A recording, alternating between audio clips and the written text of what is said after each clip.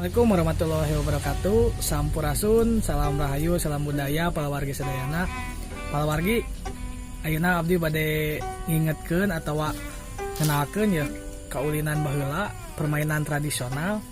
Nah, ieu permainan tradisional ieu teh dijieunna teh tinu pelepah pisang atawa pelepah cau, di urang mah cau nya. Lamun nu digoreng karena pisang di urang mah. Tah, ieu teh kaulinan baheulana teh nyaeta ngaranna teh senapan atawa bebedilan. Kumaha cara nyieunna tah kieu babari pisan palawargi. Ieu mah panjangna sakieu oge cukup. Nah, terus ieuna di keureut sakieu. Nah, dikiekeun palawargi. Di hiji, aduh lah kan nutup. Hiji terus angeureut deui. Nah, ieu dua.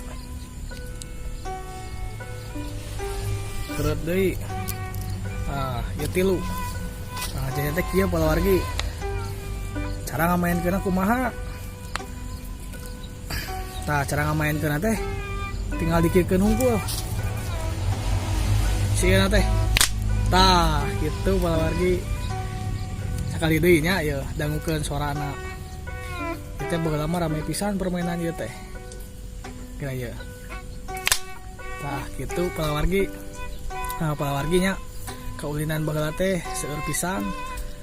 Urang lamun baheula ngalaman atanapi nyaho karena kaulinan baheula sok turunkeun ka turunan urang, ka budak urang atau ka incu urang gitu.